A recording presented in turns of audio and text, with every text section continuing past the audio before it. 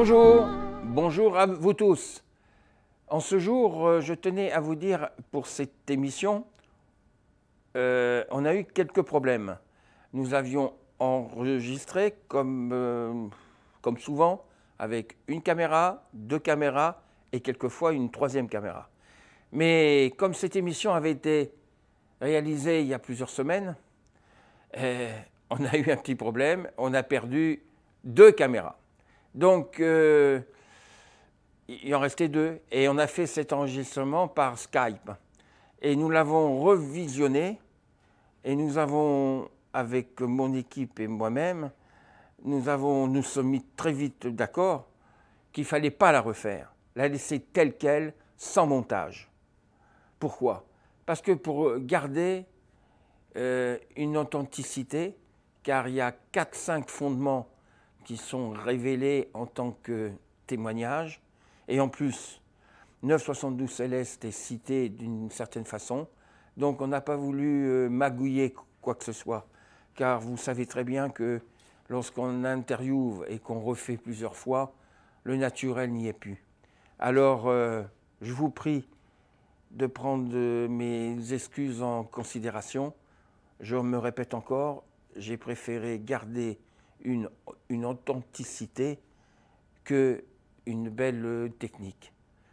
Merci et bon visionnement, car vous allez apprendre certaines choses. Merci. Magnéto. Bonjour. Encore une fois, une interview qui est quand même spéciale. Chaque fois, je vous dis la même chose. Elle est spéciale, mais celle-ci, réellement. Car c'est une ancienne patiente qui est devenue mon amie. Et en plus de ça, c'est la patiente où j'ai eu beaucoup de problèmes. Parce que je n'avais jamais, ce que je lui ai soigné, je ne l'avais jamais fait. À l'époque, je suis toujours, mais beaucoup moins, lithothérapeute. Elle s'était présentée dans mon cabinet pour lui redonner le goût et l'odorat. C'est pas une mince affaire, ceci. Mais ça encore, beaucoup de gens peuvent le faire avec la lithothérapie. Il s'est passé après quelque chose et un deuxième encore soin. Et elle vous expliquera. Mais le parcours que nous avons eu ensemble a quand même changé ma vie. Les autres émissions que je vous ai faites, je vous ai parlé de réincarnation, de karma. Nous n'avons jamais eu, de part et d'autre, l'intuition ou le fait que on s'était vu dans d'autres vies ou autres. On n'a rien eu de tout ça. On a eu seulement une confiance mutuelle. Et quand je dis souvent, lorsque je parle de mes soins, c'est une confiance. Mais là, on a eu une complicité d'entrée. Ça n'a pas été facile, mais avec la volonté qu'elle a, la force mentale qu'elle a, je l'ai toujours admirée, car elle s'en est sortie. Il y en a d'autres, avec le 10e qu'ils ont, ils restent chez eux. Et je suis content, fier n'est pas le mot, mais on a fait un réel bout de chemin pour nous autres, mais pour le reste du monde. Car elle et moi, notre amitié est au-delà des mers, je vais le dire au-delà. C'est avec Elisabeth Cros, ici présente, que j'ai pu monter cette fondation, car elle est venue un jour chez moi. Elle me dit, écoute, tu ne peux pas rester comme ça, il faut que ta méthode soit transmise aux autres. J'avais eu cette idée, mais bon, on est toujours un peu feignant de ce qu'on veut faire, quoi. On rêve un peu. Et elle m'a convaincu. Maryse, mon épouse, m'a dit qu'elle avait encore raison. Et voilà. Et puis les choses ont pris de l'ampleur et nous avons fait ceci. Ça, c'est le bout de chemin qui s'est fait 5 ans après. Mais là, remontons le temps, et je te passe la main, ma petite Frangine, pour que tu expliques la première fois quand tu es rentré dans mon cabinet, et puis surtout avec la lithothérapie et la méthode 972 Céleste, j'ai été aidé à développer ton oreille interne. Pourquoi je dis oreille interne? Parce que Elisabeth Crowe, elle est sourde. Sourde avec des appareils comme beaucoup de personnes ont. Et c'est une personne unique, car elle a un sérail d'activité ou hors norme. Elle n'est pas chez les sourdes, elle n'est pas chez les entendants. Elle est entre les deux. Et c'est ça sa force. Sa force d'être un être humain supérieur aux autres. Car elle a un QI que beaucoup de personnes n'ont pas. Mais je me tais parce que nous l'avons appris pour différentes raisons. Allez, je te passe la main et tu parles de ce que tu as ressenti et ce que tu as vécu, que nous avons vécu ensemble. Car maintenant, tu es totalement indépendante et tu vis bien. À toi. Oui, bonjour Jean-Paul, merci pour tous ces compliments.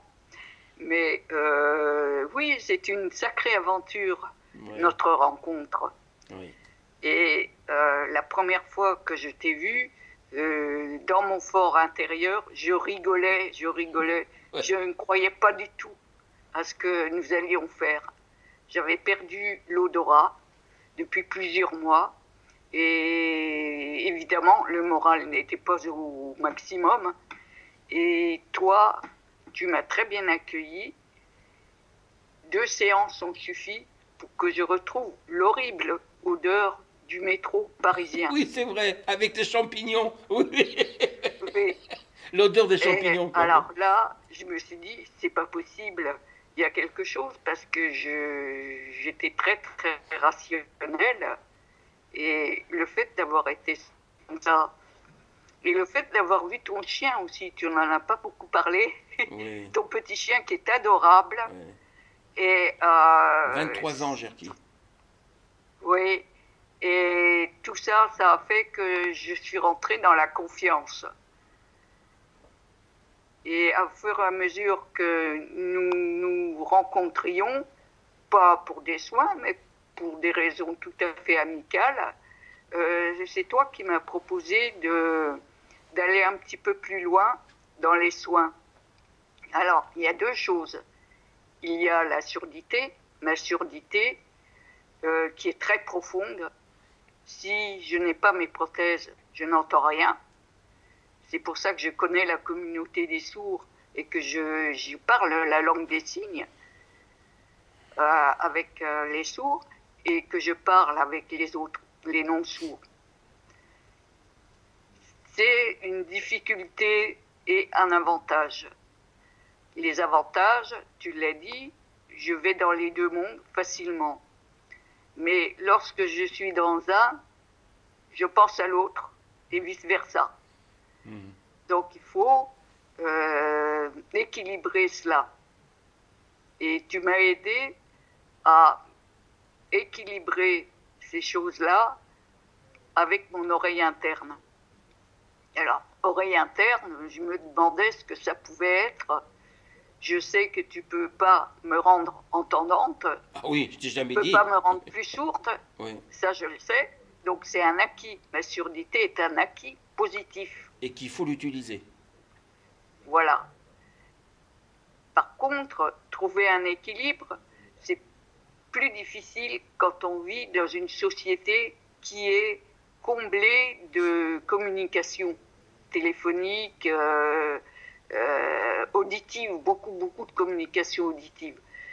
Et le fait d'avoir une sensibilité par rapport à l'oreille interne, alors qu'est-ce que c'est? C'est quelque chose qui est, le mot est là, interne. Donc, Intérieur. à l'intérieur, dans ma tête. Les oreilles sont situées au niveau du crâne. Donc, le Au nerf auditif. centre de ta tête, c'est-à-dire au centre du crâne. Et je viens à ton secours un peu. Pourquoi interne?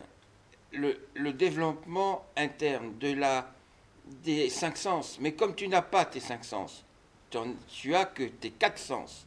Mais à l'intérieur de ces 4 sens, il y a les vibrations des ondes. Et c'est ça, je t'ai fait développer les sens intérieurs. Et c'est à partir de là, comme un dauphin avec son sonar, c'est une idée, mais c'est pas ça. Tu as compris que les ondes te donnaient une réflexion.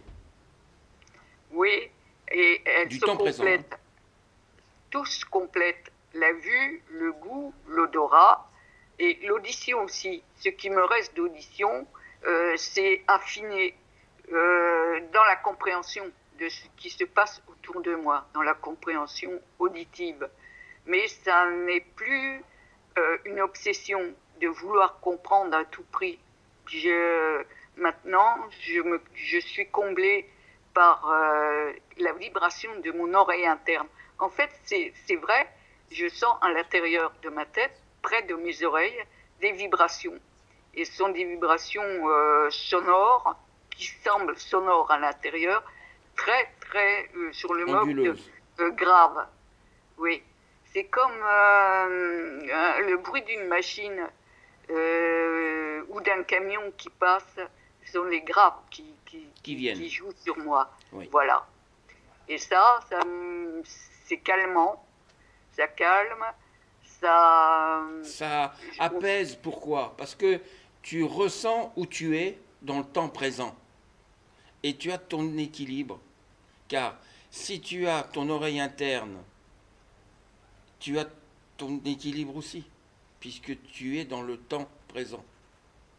Et tu te situes dans le temps présent. Voilà. Tu te souviens de tout ce que je t'ai dit là? Oui. Ouais. Voilà. Je t'ai un petit peu coupé le fil, excuse-moi. Oui, non, mais on a un petit problème de communication là. Je vois que l'image reste figée. Oui. Non, je suis bien présent. Je suis bien. Ah voilà. Bon. Là, ça remarche maintenant. Alors. Tu disais que ton oreille interne te permettait de te situer dans le temps présent où tu étais. Car quand on ne sait pas où on est, nous sommes déséquilibrés, nous sommes perdus. Et c'est là les problèmes de personnes comme toi, handicapées. Ils deviennent agressifs quand ils ne sont pas situés dans le temps présent. Moi, quand je t'ai connue, tu étais nerveuse. Et au fil de ce que je t'ai donné, et Dieu sait que nous avons travaillé ensemble pour te montrer les respirations, pour te montrer les ondes, comment elles se propageaient, tu devenais beaucoup plus présente et donc beaucoup plus calme. Et ça a servi pour le reste, bien entendu. Oui. Ça, c'était important. Je faisais de l'hypertension et je prenais des médicaments. Et ça fait maintenant 4 ans que je ne prends plus aucun médicament, sauf un autre. Et j'en suis ravie. C'est par moi-même, par ma propre volonté et grâce aussi à tes conseils que j'ai pu arriver là. Je suis loin d'avoir fini. Hein. C'est ça aussi qui est intéressant. Oui, mais parce que... C'est que c'est une aventure qui va durer. Encore et j'espère ne faire que de m'améliorer. Mais tu t'es déjà amélioré. Tu t'es amélioré. Parce que là, on n'a parlé que de l'interne, de l'oreille interne. Est-ce qu'on peut aller plus loin? On va parler du deuxième problème que tu avais. Enfin, que tu avais, tu l'as, mais il y a le pancréas qui ne fonctionne pas. Quand tu m'es venu, j'ai senti quand je te faisais des passes, et dans les périphéries, que tu connais très bien, j'étais sûr, malgré ne sachant pas où j'allais mettre les pieds, mais j'avais mon oreille interne qui me disait « T'occupe pas, nous sommes là pour te dire ce qu'il faut ou pas ». Et je me suis permis de te dire « Tiens le coup, on va faire remarcher ton pancréas ». Car Elisabeth Cros, ici présente, elle est dans les insulines avec une pompe. Et à l'époque, elle faisait pas mal d'insuline. Et depuis que nous avons commencé, et depuis que nous sommes maintenant présentes, tu m'as révélé avant-hier au téléphone, moi je t'avais dit 60, 70, tu m'as dit beaucoup plus. Alors dis-moi où tu en es avec tes insulines, car tu es toujours avec une pompe, mais ça a diminué considérablement. En effet, j'avais des complications avant de te rencontrer. Je faisais aussi des comas hypoglycémiques. Oui. Plusieurs fois, le SAMU est venu chez moi. Et depuis que nous avons entrepris de faire améliorer mon diabète, hein, c'est parce que je suis diabétique, je n'ai plus fait de coma, plus rien. Mais vraiment. Et ça m'a étonné quand même, parce que j'étais... Les premiers temps car en France, je ne suis pas docteur, je suis un thérapeute. Je ne me suis pas initié et mis en travers entre le corps médical et là. Je t'ai jamais demandé d'arrêter le corps médical. On a fait quelque chose en plus du corps médical. Tu es diabétique depuis des décennies, donc rien n'avait changé. C'était même plutôt pire. Donc on n'avait rien à perdre, moi et toi. La seule chose, c'est que commençant cette thérapie, j'ai pris toutes les précautions qu'il fallait, et sachant que tous nos amis me disent, elle fait des comas réguliers, et donc c'est pour ça que tu sortais plus de chez toi. Donc c'est assez, t'as mis même le feu chez toi. Il y a eu pas mal de choses. Le feu et machin, c'était vraiment... Oui. Donc j'avais peur, je dormais pas. Et puis, en définitive, les choses se sont faites grâce à la méthode 972 Céleste. Je faisais moitié 972, oui. Et puis avec les périphéries qui étaient de la lithothérapie, que je te mettais toute la semaine des pierres sur le ventre et sur le pancréas. Oui. Ça a apporté beaucoup de choses. Oui. J'ai inventé quelque chose. Maintenant, si je devais le refaire, je le referais de la même façon parce que c'est une méthode qui marche, mais je le ferais différemment avec quelque chose, car tout procédé s'améliore. Et donc, voilà. Mais cela étant, ce qui est important, c'est que tu ne faisais plus de coma. Ça a été quelque chose de bien. Et rappelle-toi, quand je t'ai dit, ben écoute, c'est fini, tu achètes une nouvelle voiture et tu fais le Tour de France. Car tu avais ton permis, mais personne n'osait monter dans ta voiture. On t'avait supprimé la voiture. Et là, je t'ai dit, maintenant, tu es une femme normale. Et je t'ai proposé toute seule que tu partes avec ton Tour de France pendant 8 jours. Ah, oui. T'es parti. Et ça, t'es revenu sublimé. Et ça, c'est une des grandes réussites de ma vie. Tu es une grande réussite de ma vie parce que nous avons fait, toi et moi, un grand pas. Ça m'a rendu... tu as été la plus grande, car j'en ai fait d'autres après, hein, car avec la sûreté que j'avais, que j'ai acquérie avec toi, j'en avais, mais quand même, tu étais hors du commun, hein, hors du commun. Et donc, faire le Tour de France, que jamais tu étais sorti de ta ville avec la voiture, et en plus avec une voiture neuve, tu as fait le Tour de France toute seule. Oui. Mais ce qui est important de dire aussi, c'est que je serai toujours diabétique. Hein. J'ai ça, c'est inscrit. On peut pas. Mais la qualité de ma vie a beaucoup changé avec ce que j'ai pu avoir comme aide, hein, la lithothérapie, les ondes, etc. Et la méthode que je t'ai donnée, la méthode que je t'ai donnée et que tu gardes et que tu fais régulièrement. Voilà. Ça, c'est quelque chose que je n'abandonnerai pas et qui, au contraire, il faut être patient. Et petit à petit, oui. Effectivement, ma consommation en insuline a nettement diminué. je sais pas, j'utilise très très peu d'insuline par rapport à avant, peut-être 72% de moins qu'auparavant, sans les soucis, sans faire de régime alimentaire particulier. Je vis normalement, tout à fait normalement. Je fais de la marche, je fais du sport, j'ai pas peur d'en faire, alors qu'avant ça me gênait un peu, de peur de faire des hypoglycémies graves. Et là, j'ai une vie quasiment normale, sans Voilà. problème. Alors, maintenant, on va abréger parce que ça va passer sur les antennes. Voilà pourquoi, dans la troisième partie, tu es venu un jour chez moi en me disant les autres doivent connaître ta méthode 972 CLS. Et tout est parti de là. Oui, en effet. C'est en fait quelque chose de très simple, le 972 Céleste. Il faut un animateur, tu l'es, un passeur, tu l'es, et il n'y a rien de plus. Il n'y a rien de plus. Il n'y a que ça. Il faut juste que les gens rentrent dedans, rentrent dans ce système. Je sais qu'en France, c'est difficile. Il y a beaucoup de cartésianisme, beaucoup de rationalisme, mais il y a toute une partie de la vie qui ne l'est pas.